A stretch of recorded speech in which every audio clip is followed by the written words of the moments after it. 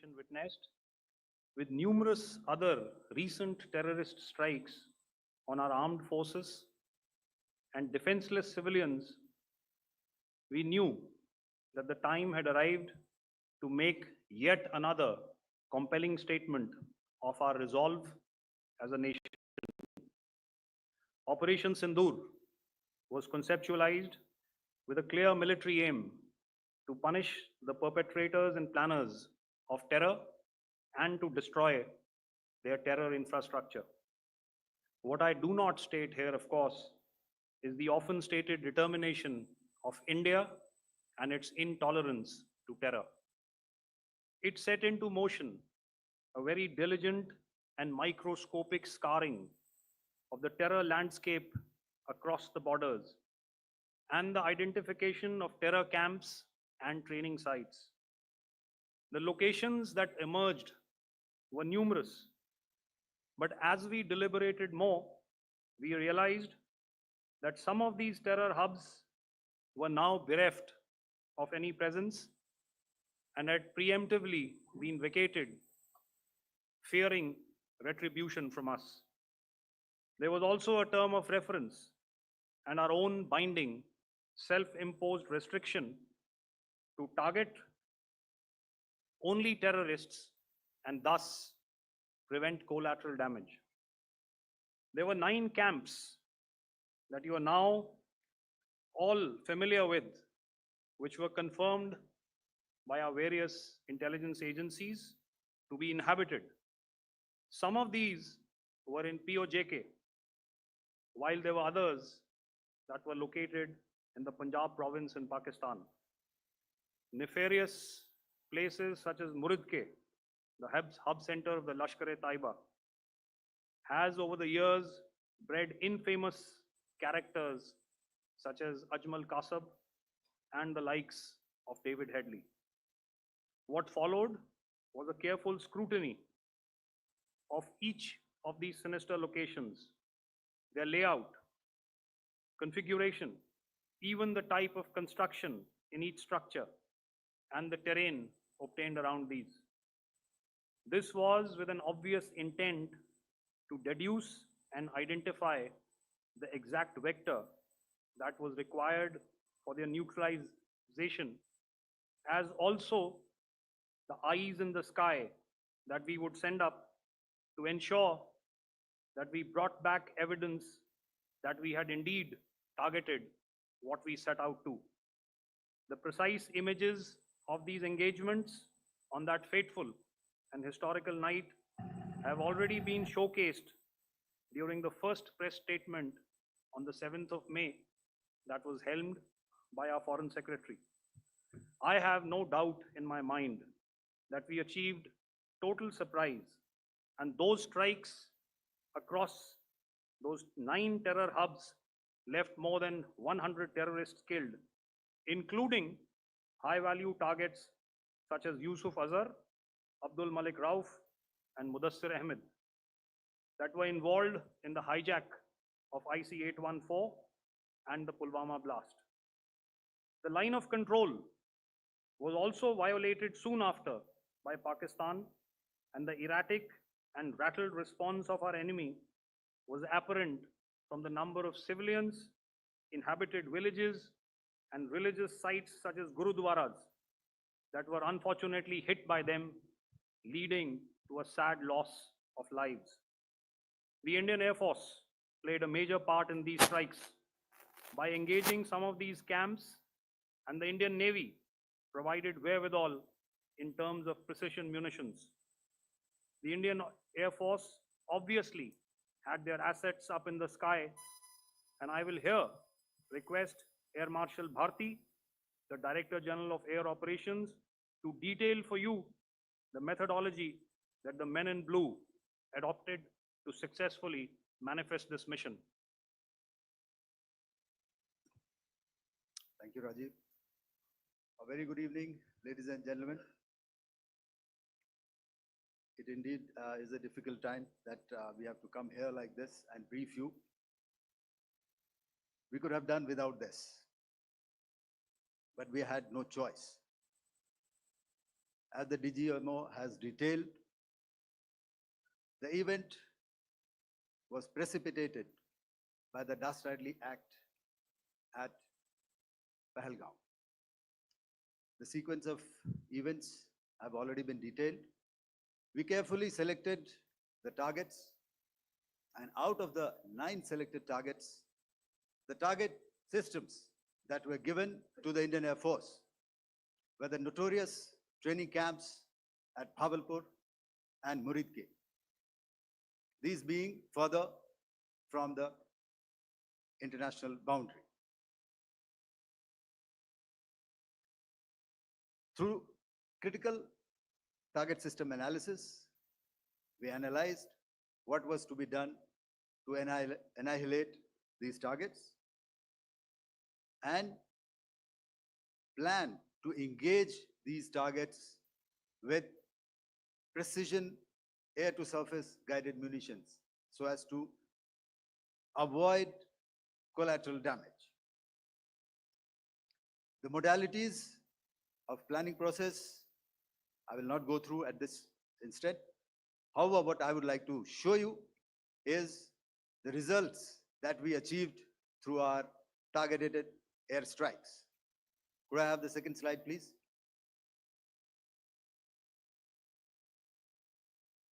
Yeah, change, please.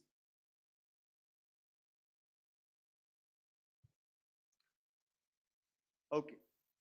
This is what the terror infra at Muridke looks like. If you see, north is as indicated, and to the right is east, where the international boundary lies. Could we have the next slide, please?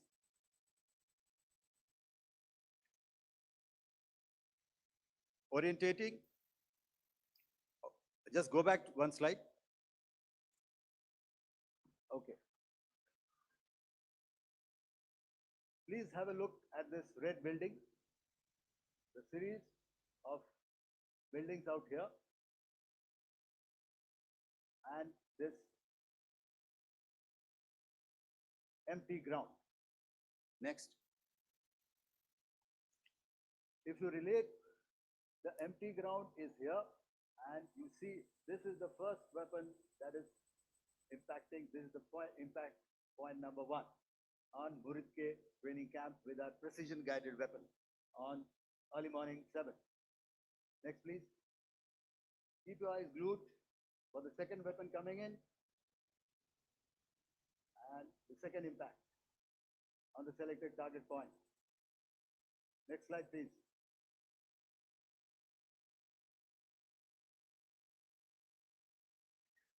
Third weapon, third impact. Continue. And fourth weapon, fourth impact. So through these targeted and precision targeting, we addressed the target at Muridke, which was the terrain infrastructure. Can you hear me? All right. Okay, I'll come closer to the mic. Now we go to the next target, which is the Bhavalpur training camp. Next slide, please. Okay, just wait. So the effect, if you see, the impact point, if I can point out, this is the impact point. The ammunition has gone through the roof and it has created a blast inside, the photographs of which you would have, all of you would have seen. And the red building, after that, there was this double-story building. It has been completely decimated by precision targeting. Next, please. The target system, which was in the north, a series of buildings. I'll show you how it looked. Next.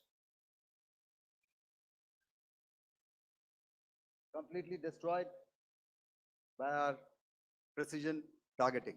Next. Now coming to Bhavalpur, this is the target complex that we are dealing with, a fairly large target complex. So we had to carefully choose the points that we needed to address, which were high value and which would meet our stated objectives of eliminating the terrorists. I would like to draw your attention to this red canopy, and in relation to that, I would cover the targets. One target system is a series of buildings here, other one here, and other one out here. Next slide, please. This is how it looked before, and this is how the building looked after the impact of the weapon, and orientation in relation to this red canopy you can see here. Next, please. Before, next, and after. The roofs have completely collapsed. Next. This is the target system. Next. Precision targeting, and we have achieved our objectives here. Next. All right. So that was what we did on the 7th. Our objective was to address these two terrorist camps, and that we did with precision. And thereafter, we maintained a robust air defense posture, because remember, our objective was to target the terrorists and terrorist infrastructure, not any other infrastructure, not the Pakistani military, not the Pakistani any other infrastructure. So that is what we have maintained on the 7th of May. However, what we saw in the evening of 7th of May, we were saturated with a raid of Pakistani unmanned aerial vehicles and small drones. And these came in waves in our civilian areas, over our military installations, and all of them were successfully intercepted. Few of them did manage to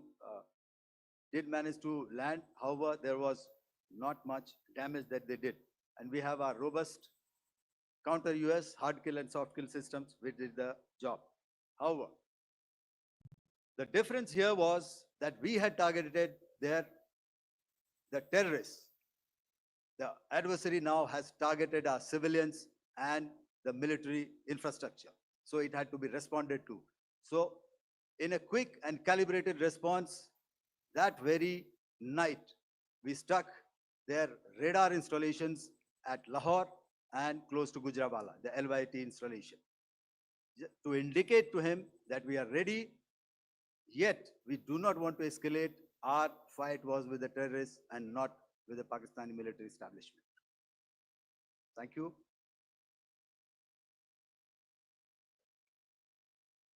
Thank you, Air Marshal Bharti. So, ladies and gentlemen, he's outlined operations not only on the night of 6th and 7th of May, when Operation Sindoor commenced, but also on the subsequent night.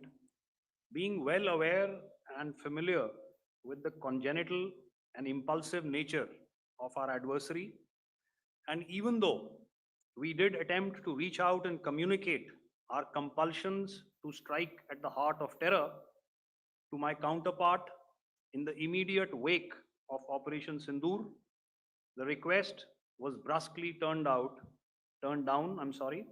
with an intimation that a severe response was inevitable and in the offing. We were, of course, prepared. Operations on the 7th and the 8th, Air Marshal Bharti spoken about.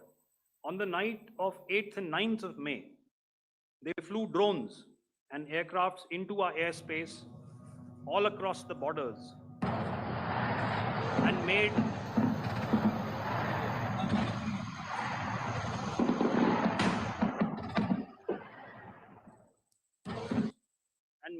largely unsuccessful attempts to target numerous military infrastructure. Violations on the line of control by Pakistan also commenced yet again and precipitated into fierce arty engagements.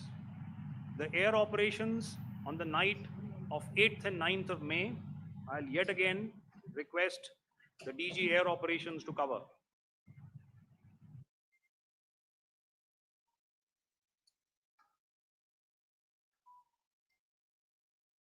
So at just covered what happened on the night of 7th and 8th. What we found that on the night of 8th and 9th, starting as early as 22:30 hours, our cities had a mass raid of drones, unmanned aerial vehicles, UCAVs, starting right from Srinagar, going down right up to Nalia. It was a mass raid in waves, and it was relentless. However, we were prepared, and our air defense preparedness ensured that there is no damage on ground or to any of the intended targets that the enemy might have planned for. The difference between 7th night and 8th night was that on 7th night, he sent in his Yeha class of UAVs. However, these UAVs can go some distance, they are armed. However, on the 8th, less numbers of armed UCAVs were there or UAVs were there, and more numbers of quadcopters, maybe for surveillance or just for harassment of civilians. This continued till midnight. Our air defense preparedness ensured that there was no damage on the ground, either to the military installations or to the civilians. However, the enemy had yet again shown that he wanted to up the ante and he wanted a fight, and we were up to the task. In a measured and calibrated response, we once again targeted his military installations, which included his SAM sites at Malirkant. This also included his surveillance radar sites at Lahore and close to Gujranwala. These were suitably addressed, and thereafter his drone attacks continued even till morning, which we countered, and during the daytime there was some respite. Here I would like to bring out another aspect. What we found was that while the drone attacks were being launched from somewhere close to Lahore, enemy had allowed his civilian aircraft to also continue to fly out of Lahore. Not only his own aircraft, but international passenger aircraft, which is quite insensitive, and we had to exercise extreme caution, even at the cost of some tactical disadvantage, to ensure that there is no damage to any of the civilian aircraft. And this was also brought out in our press briefing during the day. So I will now hand over to my colleague to cover the events of 9th onwards. On land, we also undertook certain measures such as deployment of air defense and electronic warfare assets to establish an integrated grid with the Indian Air Force. And I have seen and heard some of you wax eloquent about the benefits of such an architecture when it comes to negating and combating air intrusions. We also carried out deployment to include movement of our forces in the land, sea, and air domains. The night of the 9th and the 10th of May saw similar intrusions by drones and aircrafts. And this time, there was a concerted effort to target airfields and some very, very important logistic installations, albeit yet again unsuccessful and denied gallantly and efficiently, I must say, by the integrated Indian Air Force and Indian Army Air Defense. We further strengthened our deployment and also initiated some pressure points to send a very clear and unambiguous message to the other side to desist from any misadventures on land. Some of the airfields and dumps saw repeated attacks in waves from the air. All were thwarted.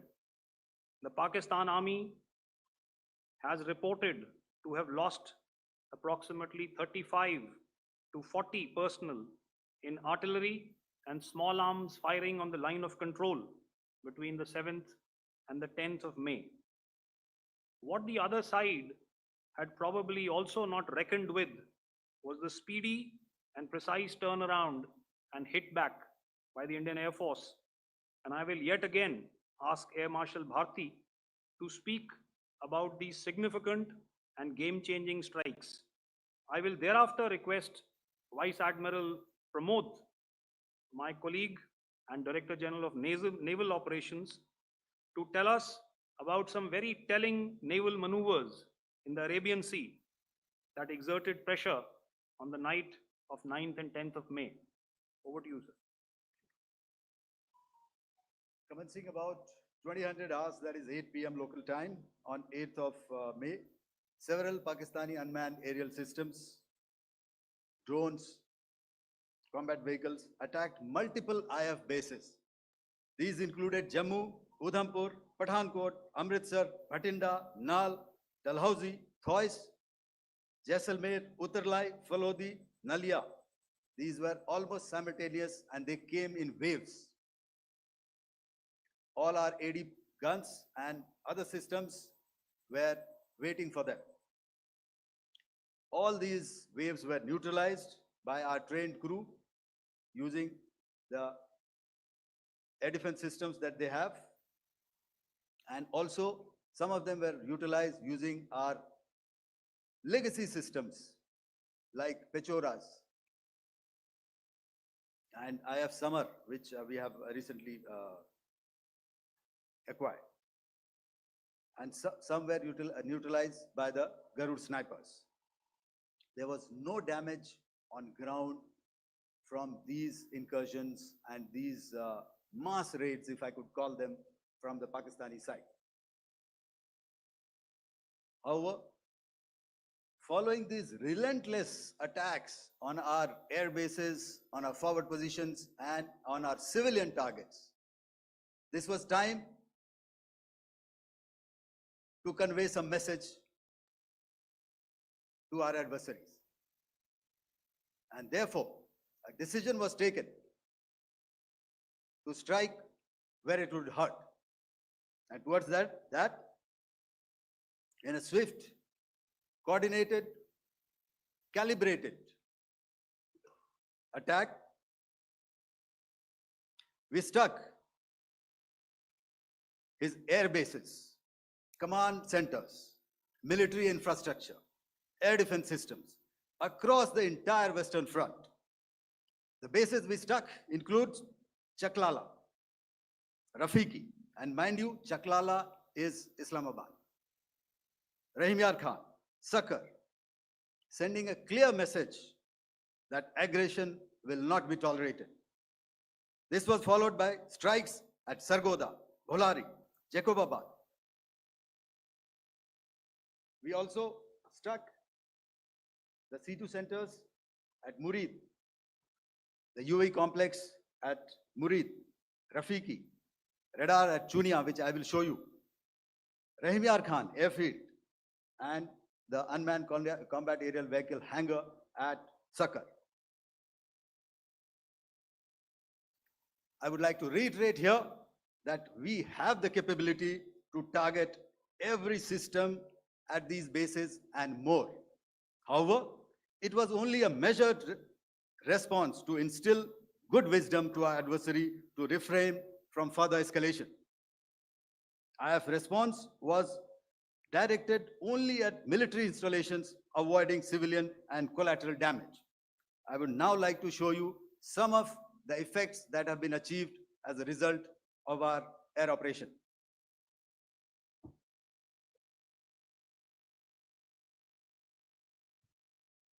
Here is the Pasroor air defense system, if you could see.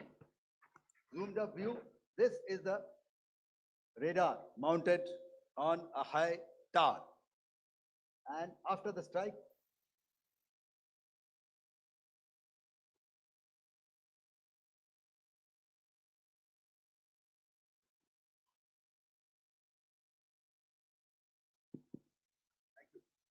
can you hear me?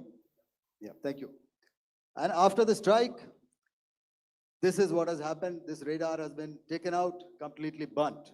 Next slide, please. The Chunia air defense radar, which was taken out on 7th and 8th. This is the radar site.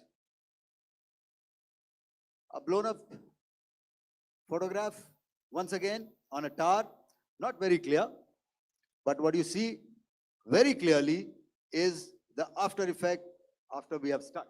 The radar head has been completely decapitated. Next slide, please. Arifwala air defense radar. In this complex, you see how it looked before, blown up image, and after really blown up. Next. Now coming to Sargodha airfield. Remember, this is one of their important airfields wherein they have a lot of assets, F-16s, other assets which they keep getting, training institutes. And we have stuck this airfield.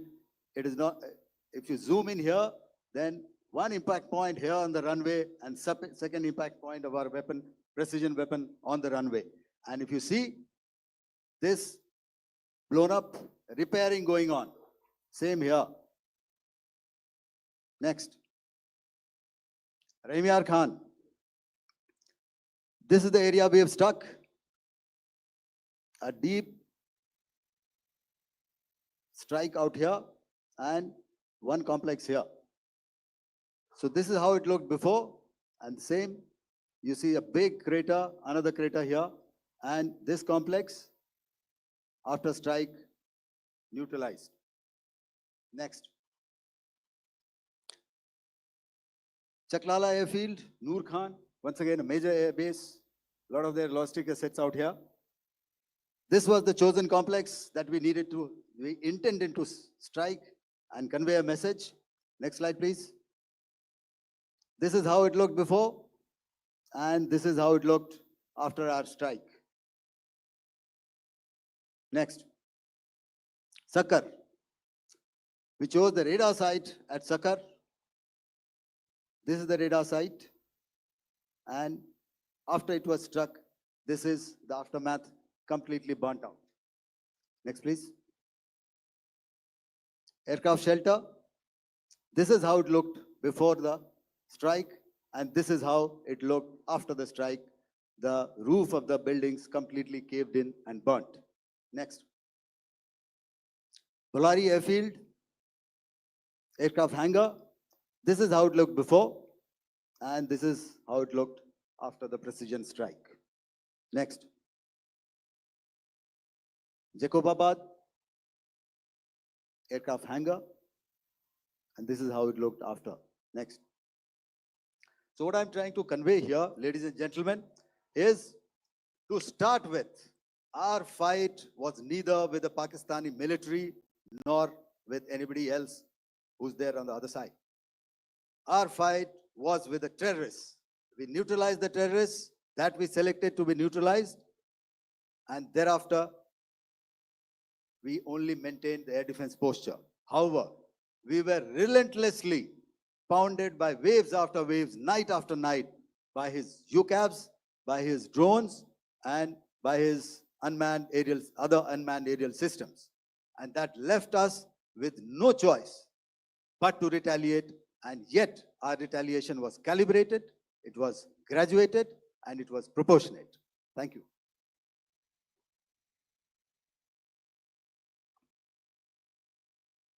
Good evening, ladies and gentlemen.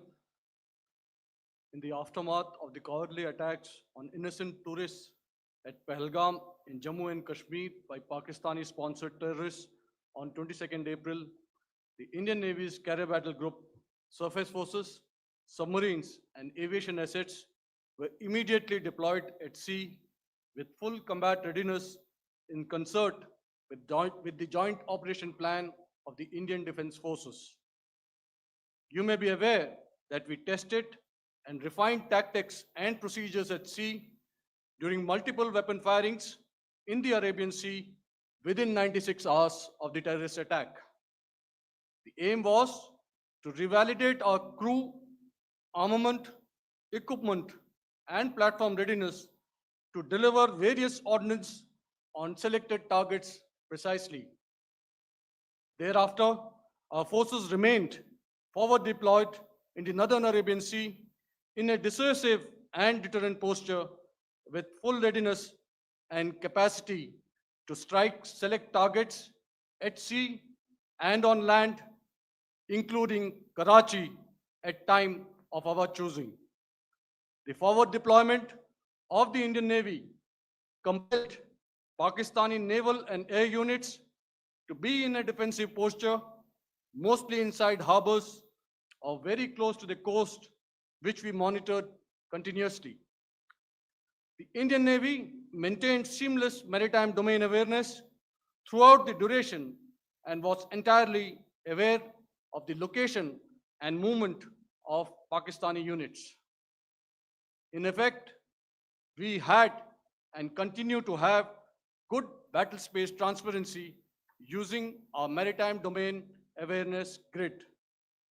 As you are aware, our response has been measured, proportionate, non-escalatory, and responsible from day one.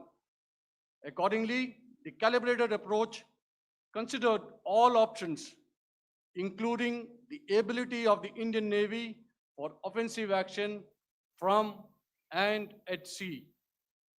As part of this escalation control mechanism, the application of force by the Navy was planned in a synchronized manner in coordination with the Army and Air Force, the highlight being teams from the three services working closely in an integrated manner.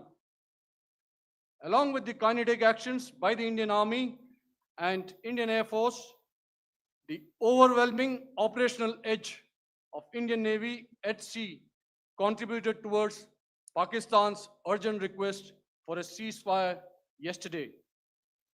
As we speak, Indian Navy remains deployed at sea in a credible deterrent posture to respond decisively to any inimical action by Pakistan or Pakistan-based terrorists.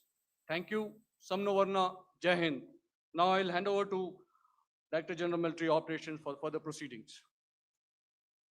Ladies and gentlemen, on the 10th of May, in the morning, even as we were getting into a huddle to wargame the events of the previous night, a routine exercise, I received a message on hotline from my counterpart in Pakistan seeking my willingness to communicate. Since our initial aim was to strike at terror camps, and all our actions in the subsequent days were in response to the intrusions and violations by the Pakistan Air Force and its army, it was decided that I would indeed speak with my counterpart. You are already aware, I've seen it being covered on national television, that my communication with the Pak DGMO was conducted at 15:35 hours yesterday and resulted in cessation of cross-border firing and air intrusions by either side with effect from 1700 hours 10th of May, after he proposed that we cease hostilities. We also decided to further speak on the 12th of May, that's tomorrow, at 1200 hours, to discuss the modalities that would enable the longevity of this understanding. However, disappointingly, and must I add, expectedly, it took only a couple of hours for the Pakistan Army to violate these arrangements by cross-border and across the line of control firing, followed by drone intrusions across the expanse of the Western Front through last night and in the early hours of the morning today. These violations were responded to robustly and dealt with as they must be. We have earlier today sent another hotline message to my counterpart highlighting these violations of the understanding between the DGMOs on the 10th of May and our firm and clear intent to respond to these fiercely and punitively, if repeated tonight, subsequently, or later. In this regard, I must inform all of you that the Chief of Army Staff has earlier today conducted a security review and has granted full authority to our Army commanders for counter actions in the kinetic domain in case of any violation by Pakistan. In the end, I pay my solemn homage to my 5 fallen colleagues and brothers from the armed forces and civilians who have tragically lost their lives in Operation Sindoor. Our hearts go out to the bereaved families, and we express our solidarity to them in this lifetime and beyond, at this grave juncture in their lives. Their sacrifices shall always be remembered and spoken of in glowing terms by a grateful nation. We have thus far, ladies and gentlemen, exercised, and my colleague Pramod highlighted this, immense restraint, and our actions have been focused, measured, and non-escalatory. However, any threat to the sovereignty, territorial integrity, and safety of our citizens will be met with decisive force. Jai Hind. Okay, ladies and gentlemen, we are now open for questions. All right, now since I would not know all of you, I would expect you to please raise the placard or your hand, and once I indicate, I expect you to please give out your name and the media group that you belong to. Keep your questions short so that we can take as many questions as possible. Also, ladies and gentlemen, kindly bear in mind that confidential aspects may not be answered by the 3 DGMOs. Right. I've got a lot of hands here. Let me start from the left. Left foot always in front when we start marching. So here we have to the left, okay. Yeah, 238.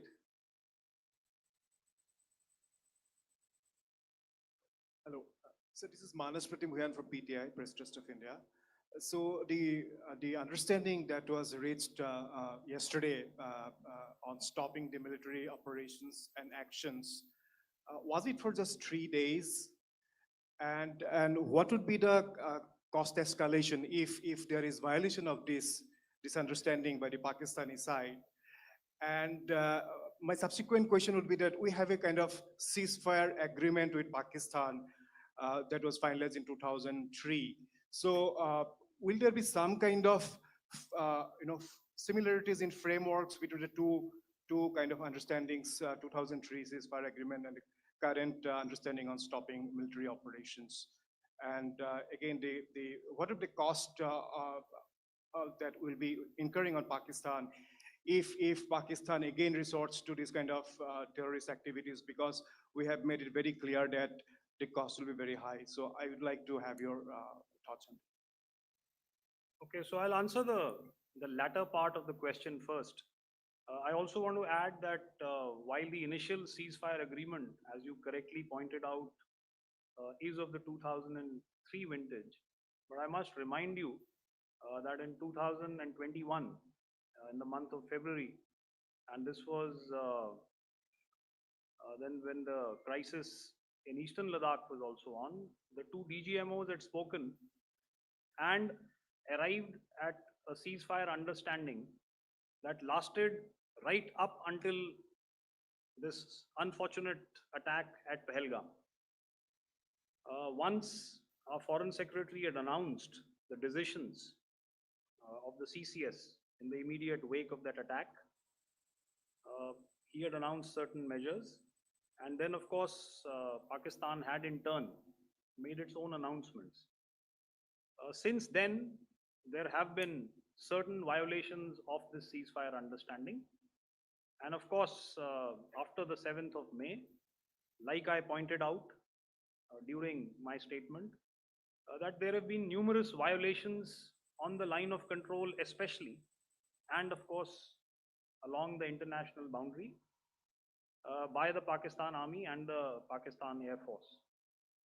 This understanding that we spoke about yesterday, no, it was not for 3 days.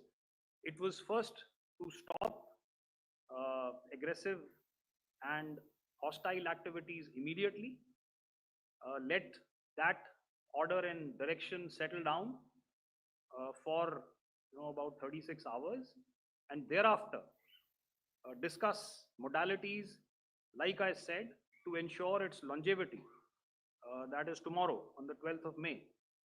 But unfortunately, we had a violation starting at approximately 1900 hours last night. And we've sent a communique, like I said, to the Pakistan Military Operations Directorate, and we will await to what happens tonight. All right. I will, The cost escalation, I mean, I'll leave it to your best imagination. I've already said that the response will be fierce and punitive. now the right foot forward. Yeah.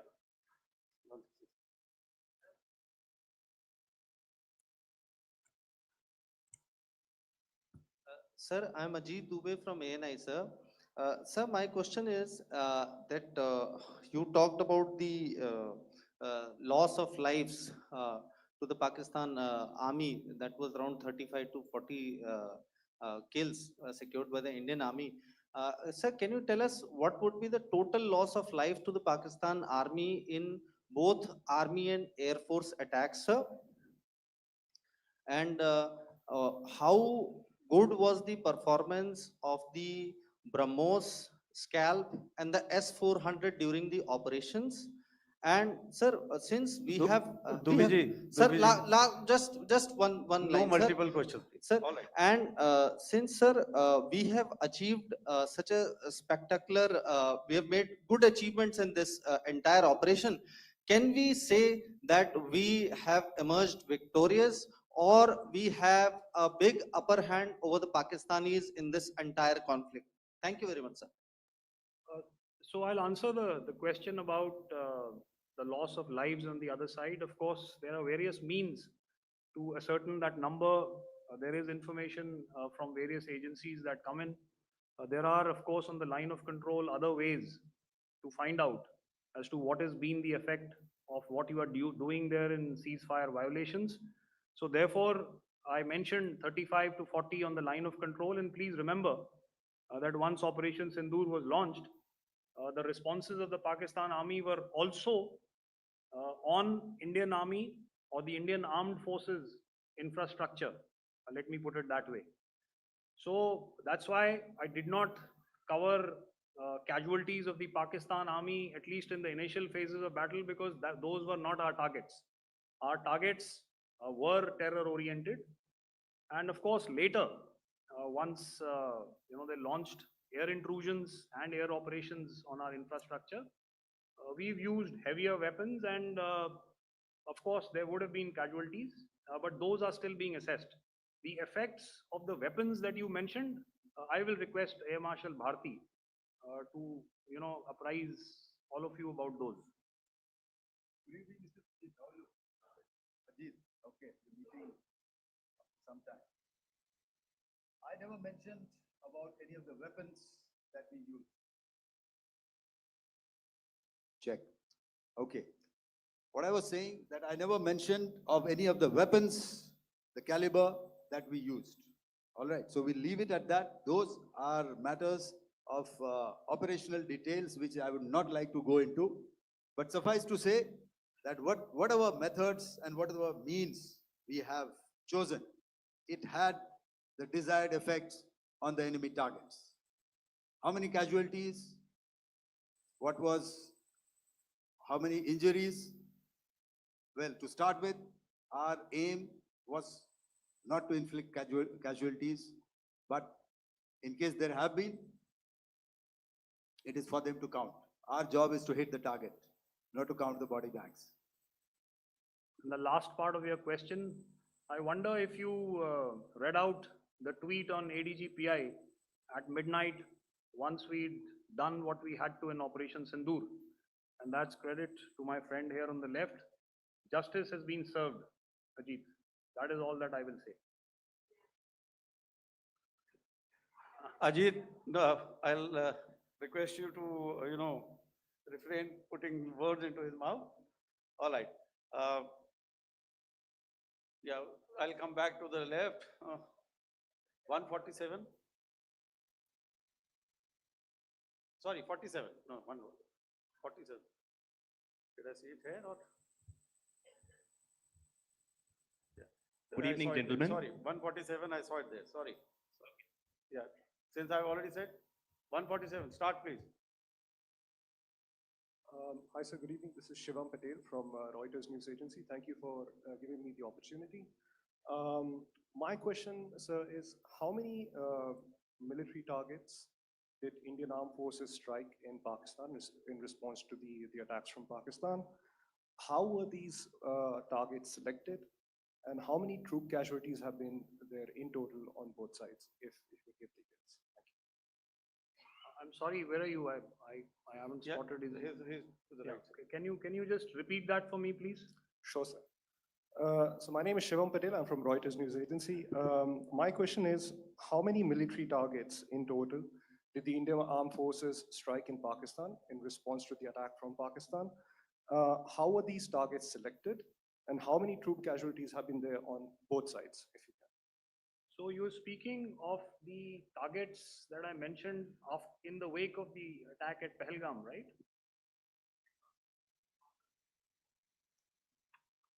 Yeah, I think it's amply clear to everybody here that the Pakistan army has not crossed the international boundary, neither in the plain sector nor on the line of control.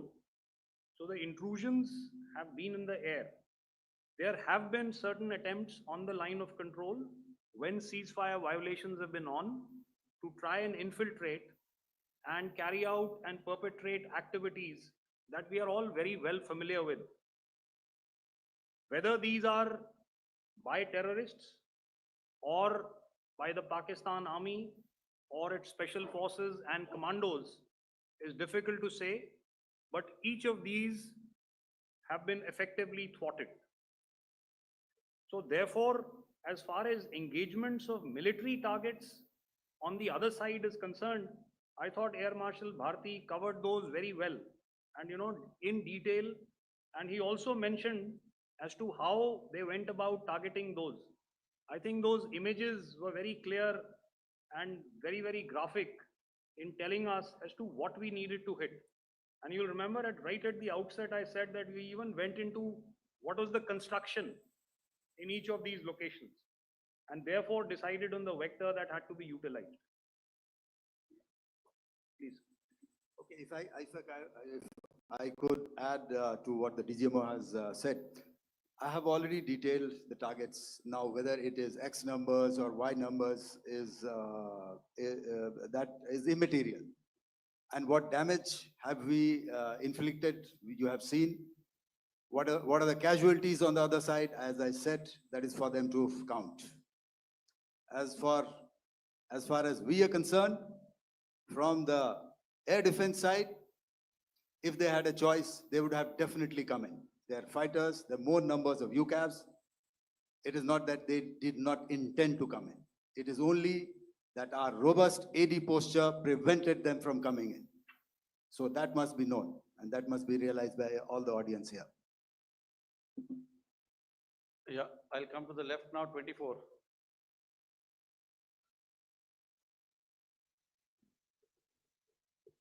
Good evening, sir. This is Anvesh Rath from Z. Sir, I wanted to know on the first briefing, which was done by FS and two representatives from Air Force and Army, you showed a list where there was 21 places in that list. You have stuck 9. Are more operations going to be held? Is Operation Sindoor still on? And the second question, thank you, sir. Thank you so much. And also, I Thank- want to congratulate all three of you for a fantastic operation that you guys have done. Thank you so much. Thank you so much for that one question. Yeah. Sir, the question. Unfortunately, Rath, is that your name? I'm sorry. You know, as far as operational details are concerned, I'm not in a position to share those right now. But I think I'll take a cue from Pramod. You know, he said towards the end that the Indian Navy is still in a posture that is deterrent. And I have already made it very clear towards the end of what I said that it's only a couple of hours ago that the Chief of Army Staff has carried out a security review and he's authorized our army commanders to deal with violations of any kind from across the borders in a manner that they deem fit. So again, to reiterate, the response will be fierce and it will be punitive.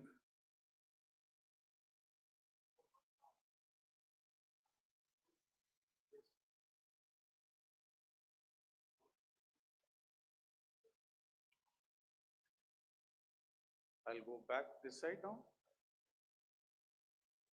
Yeah, 255. She said middle wale kya karenge? So 255. Oh, sorry. Good evening, sir. Yeah, 255. I'm Shailesh from National Defense. Please allow me, first of all, to pay my gratitude for protecting us Indians. Thank you very much. Sir, since the enemy has been talking about taking down our aerial platforms, it would be deemed fit in case we can reveal that we have taken down their fighter jets. What could be the number? Though you said that they may be not good to reveal the platforms, but since this has come from various quarters in Pakistan, so I believe that we need to answer in case if you can, sir, if you may allow. The question is for me? Yes, sir. Okay, and if I get it right, you want to know how many of their planes we have downed? Yes, sir. Yes, sir. All right. See, as I said, their planes were prevented from coming inside our border. All right. So we do not have the wreckage with us, but definitely we have downed a few planes. Numbers, we would not like to hazard a guess out here. Okay. I have the numbers, and we are getting into the technical details of it to establish it. So I would not like to put a figure at this time, but definitely there are losses from their side which we have inflicted.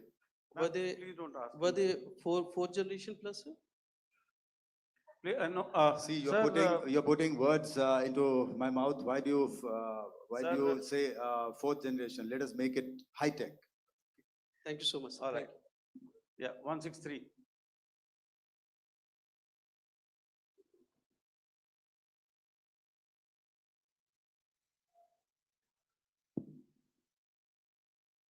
तो मैं मंजीत नेगी हूँ आज तक से। मेरा सवाल ये है कि इस पूरे ऑपरेशन में जो आतंकी ठिकानों को निशाना बनाया गया, क्या नंबर्स कुछ बता सकते हैं कितने आतंकी मारे गए? कुछ नाम सरकार मतलब कुछ नाम मीडिया में आए भी हैं जो बड़े उसके मास्टरमाइंड थे। और एक सवाल जो आज एयरफोर्स ने भी ट्वीट किया कि ऑपरेशन सिंदूर अभी जारी है और सरकार की तरफ से भी कहा गया। और पिछली बार जब विदेश मंत्रालय की प्रेस कॉन्फ्रेंस पहली हुई थी उसमें वो लिस्ट दिखाई गई थी कि 21 टेरर कैंप आइडेंटिफाई किए गए हैं। तो क्या जो बाकी बचे हुए टेरर कैंप उन पर भी कार्रवाई होगी? और एक नंबर अगर आप बता पाएं कितने टेररिस्ट मारे गए? Manjeet ji, 3 questions. The third one has just been asked here before. So 21 this thing. So I'll request the first two to be answered so that we have more number of people who can ask. Manjeet, जब मैंने statement दिया तो मैंने शुरू में ही कहा कि जैसे ही ऑपरेशन सिंदूर कॉन्सेप्चुअलाइज हुआ तो हमारा जो पीछे की कार्रवाई होती है स्पेड वर्क और टारगेट्स को आइडेंटिफाई और एनालाइज करने की कार्रवाई शुरू हो गई थी। मैंने जब स्टेटमेंट दिया तो मैंने बताया कि बहुत सारे थे, हमने 21 दिखाए होंगे और भी हैं, लेकिन वो लिस्ट फिल्टर करते करते 21 तक पहुंची। अब क्या आगे एंगेज किए जाएंगे? अगर जरूरत पड़ेगी तो जरूर एंगेज किए जाएंगे, लेकिन मैंने बताया कि इस समय जो इंट एजेंसीज ने हमें बताया कि फलाने कैंप में प्रेजेंस है, हमने उनको एंगेज किया।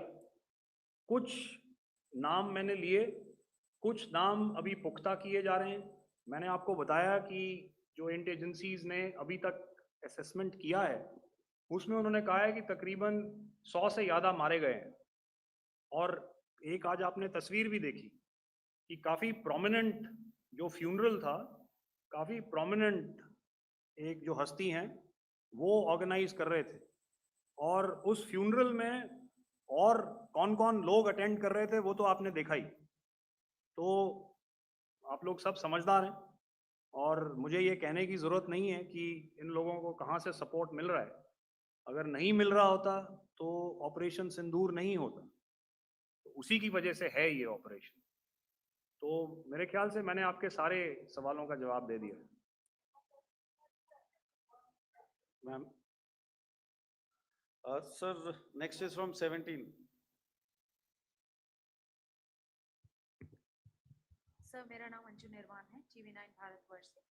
सर, मेरा सवाल ये है कि ऑपरेशन सिंदूर में हमारी जो इंडियन नेवी है उसके बारे में सर थोड़ा सा बताएं कि किस तरह की उसकी भूमिका रही, क्योंकि हमने इस दौरान सर देखा कि बहुत सारी स्पेकुलेशन भी रही और ये बोला गया कि कराची तक हमारी नेवी ने ऑपरेशन किया है। तो सर इस पे थोड़ी सी क्लैरिटी चाहिए। और सर हमने कौन कौन से फाइटर एयरक्राफ्ट डाउन किए हैं, अगर उसका भी थोड़ा सा क्लैरिटी मिल जाए तो अच्छा रहेगा। तो मैं आपका पहले सवाल का जवाब दूंगा। I will make few sentences and leave it for your imagination. First of all, as I mentioned, we have quantitative and qualitative edge to deliver a massive blow to our adversary. And we completely dominate in the maritime front. Indian Navy's action is part of the escalation ladder mechanism which we have worked out amongst 3 services.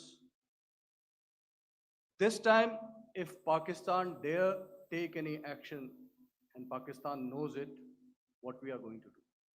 That's all. आपके सवाल का जवाब मैं पहले दे चुका हूं। आपके सवाल का जवाब मैं पहले दे चुका हूं, इसलिए मैं बस उस तक ही सीमित रखूंगा और इतना कहना चाहूंगा कि आने वाले दिनों में आपको खुद ही पता चल जाएगा, और ऐसी बातें छुपी नहीं रहती हैं, तो पता चल जाएगा। So at this time we'll just let it be. Okay, ladies and gentlemen, we have 1 or 2 more questions, sir. So please, they are going to be outside. You can speak to them there also. 104. 104.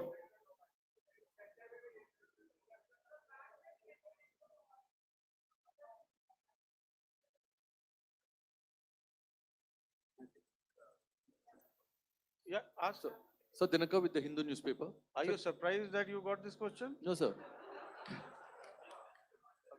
Look. Sir, can you give a number of assets we lost? Because there's been a lot of speculation going on. International media writing a lot of things about our platforms, including Rafales. I mean, Pakistan claiming that Rafale has been downed, etc. Can you put that question to rest and clarify on that? I guess that question is for me. All right, I'm happy that you've asked this question. You know, we are in a combat scenario, and losses are a part of combat. The question that you must ask us, okay, and indeed that we must ask ourselves, you inclusive, is have we achieved our objectives? Have we achieved our objective of decimating that terrorist camp? And the answer is a thumping yes. And the results are for the whole world to see. As for the details, what could have been, how many numbers, which platform did we lose? You know, at this time, I would not like to comment on that, because we are still in a combat situation. And if I comment on anything, it will only be advantage adversary. So we don't want to give him any advantage at this stage. All I can say is that we have achieved our objectives that we selected, and all our pilots are back home. Thank you. Okay, hold, please don't, please be civil here. So we'll have 220 now. Hello sir, this is Anita Chaudhary sir from Swadesh newspaper. मेरा सवाल है, क्योंकि ये हमारे जो पहले जो action रहा वो आतंकवाद के खिलाफ रहा, तो आतंकवाद में अजहर मसूद की तरफ से एक बयान जारी किया गया था जिसमें उन्होंने कहा कि हम इसका बदला लेंगे और जाल जाल रुलाएंगे। तो क्या अगला, अगर खुदा न खास्ता अगला टेरर अटैक किसी भी तरह का होता है, तो क्या उसे एक्ट ऑफ वॉर में हमारी तरफ से लिया जाएगा और उसका क्या माकूल जवाब दिया जा सकता है? मेरा इसमें सिर्फ एक ही जवाब है आपके लिए कि हमने अपनी कार्रवाई करी। हमने उसके बाद मैंने अपने स्टेटमेंट में भी बताया कि ये कम्युनिकेट करने की कोशिश करी कि हमने इस तरीके से ये जो स्ट्राइक्स हैं वो क्यों की। लेकिन जो हमारा एडवर्सरी है उसने जैसे मुनासिब समझा वो कार्रवाई करी। तो आपने देखा कि ये जो एक्टिविटीज़ चल रही हैं 3-4 दिन से, ये कोई वॉर से कम नहीं है। नॉर्मल सर्कमस्टांसेस में एक दूसरे देश की एयर फोर्सेस हवा में नहीं उड़ती हैं और एक दूसरे के ऊपर स्ट्राइक्स नहीं करती हैं। हर रात इंट्रूजन्स नहीं होते हैं। लाइन ऑफ कंट्रोल पर सीज फायर वायोलेशंस, आपके एक साथी ने सवाल पूछा था शुरू में, एक सीज फायर अंडरस्टैंडिंग था, वो भी जा चुका है। उस सीज फायर अंडरस्टैंडिंग के जाते जो फायरिंग हो रही है लाइन ऑफ कंट्रोल में, उसमें घुसपैठ की कोशिश हो रही है। आमतौर पर ये घुसपैठ लाइन ऑफ कंट्रोल में टेररिस्ट करते हैं, लेकिन हमें इंफॉर्मेशन है कि हो सकता है ये पाकिस्तान आर्मी की टोलियां भी हों जो हमारे पोस्ट के ऊपर खामी पहुंचाने की कोशिश कर रही हैं। तो ये सारी एक्टिविटीज़ तो वॉर में शामिल हैं। तो ये कहना मुश्किल है कि आगे क्या होगा, वो स्पेक्यूलेटिव जोन में आ जाता है और मैं स्पेक्यूलेट नहीं करना चाहता। हर एक सिचुएशन अलग होती है और उससे एक तरीके से डील किया जाता है। मैं एक सवाल इसका मैं जवाब देना चाहता हूँ, 1 मिनट। सो जो मिलिट्री होता है, our main job is to prevent war and maintain peace and stability. So it is not that our response is a graded response. That means अगर किसी ने किया तो उसको graded उसमें किया, जैसे terrorist action हुआ तो what we did is a terrorist action and then we destroyed all the terrorist camps. उसके बाद आपने देखा कि उनने थोड़ा सा कोशिश किया तो हमारे एयरफोर्स और आर्मी ने क्या किया, तो मिलिट्री टारगेट्स हैं उनके ऊपर थोड़ा। So our aim is to maintain peace and tell our adversary that you do this and the response will be bloody. Okay, now as per the, please, we'll have 166 and 25, and after that, no more, please. Sir, this side. Ladies and gentlemen, please maintain, Sir, I'll this request side, you to sir. please be quiet. Jal Ghai, No, this side, sir. we have only two Sir, questions left, 166. Yeah, please start. So I'm Rahul Singh from Hindustan Times, sir. So, so you were totally on top of the game and the kind of losses you've inflicted on the enemy. I mean, we saw the slides and everything. So it kind of comes across that you were batting it 99 and you decided to declare your innings. What are your thoughts on that, sir? And do you think, are you weighing the option of the Pakistan army using this time, buying this time of the so-called ceasefire, or the understanding? And you talked about how they could not be trusted. So buying time to kind of build up their war reserves, getting stuff from their friends like Turkey or China, are we considering that possibility, sir? Look, see, the call came from the Pakistani side to speak about cessation of hostilities. What pauses mean during such conflicts is known to everybody. You know, I don't want to go into the pros and cons of how preparation for war is made. You know, that is a process in itself. But I think my senior colleague here, the DG Air Operations, spoke, or he alluded at least, to what this operation was precisely and specifically meant for. And I think that's something that we achieved, right at the outset. Had we had the option not to go further, we probably wouldn't have. But we've been compelled to be in this situation. And as you've seen, the armed forces of India, and you've got the three Director Generals sitting here, we are always prepared to face any eventuality. And like I said, that's for the sovereignty, the territorial integrity, and the safety of our citizens. So whatever has to be done will be done. I'm not so concerned about what Pakistan will do in this time. I'm only concerned about what we will do. We have a roadmap and a plan, and we will follow it diligently, and we will follow it to the T. That's the contention that I want to make here today. Ma'am, please. Okay, the last question, and ma'am, 25, she has been she's been asking since the first part. Sir, I'm Nandita. Sir.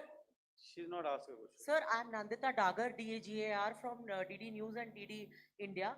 Sir, I wanted to ask you that my question is to General Ghai. Sir, you spoke to your counterpart yesterday and the Pakistani counterpart. Sir, what is the Indian Army's assessment that despite that agreement, that talk that you had, despite that agreement coming into effect at 1700 hours yesterday, why did they violate it? And number two, yesterday at the joint Defense Ministry and Foreign Ministry briefing, Wing Commander Vyomika Singh and Colonel Sophia Qureshi had told us that we have cited the Pakistani troops amassing at the borders and at the LOC. Sir, has that situation changed? Have they withdrawn? And sir, if in case, despite now there is a lull, of course, but if tonight again, if the enemy again carries out shelling and aerial intrusions through drones, what is going to be our response? Thank you. So without outlining the specifics of that response, I've already made it clear that there will be a response, and it will be fierce and it will be punitive. Why the Pakistan Army chose the option of violating the understanding that was arrived at earlier yesterday, I think that's a question that we best answered by the Pakistan DGMO. I wouldn't be able to, give you that. But, in situations such as these, and if you go back into any conflict, sometimes these understandings take time, to fructify and manifest on ground. But without, getting into the reasons, it is our mandate to be prepared at all times, and that we were. It's not as if because there was an understanding we weren't prepared. I must tell you that the armed forces were on a very, very high alert, and they continue to be in that state even as we speak. Oh, all right. Ladies and gentlemen, please, ma'am, please. Okay, thank you so much for coming today. Those who have missed asking a question, those who have missed, see, I knew I'll grab this attention from you like this. Those who have missed the opportunity to ask a question can give me a written one. I'll definitely get back to you with that. And also, they are they are invited for a cup of tea in my office day after tomorrow. Thank you, ladies and gentlemen, for coming. Thank you. Thank you very much. Jai Hind. Jai Hind.